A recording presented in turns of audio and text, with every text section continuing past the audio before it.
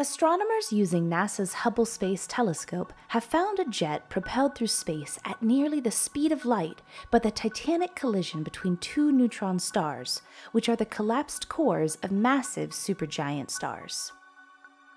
The explosive event observed on August 17, 2017, was the first combined detection of gravitational waves and gamma radiation from the merger of binary neutron stars. This discovery prompted scientists to quickly aim Hubble at the site of the explosion. A total of 70 observatories around the globe and in space collectively gathered data across the electromagnetic spectrum of the merger's aftermath. Astronomers used Hubble's capabilities to precisely measure the position and movements of the explosion's shockwave. They were trying to see how the shockwave's physical properties changed over time. Combining Hubble observations with that of several other telescopes allowed researchers to pinpoint the explosion site 130 million light-years away.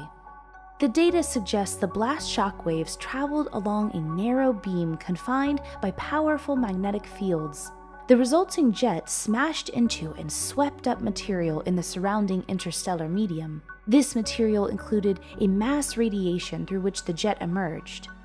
As the jet moved away from the site of the explosion, the mass moved outward.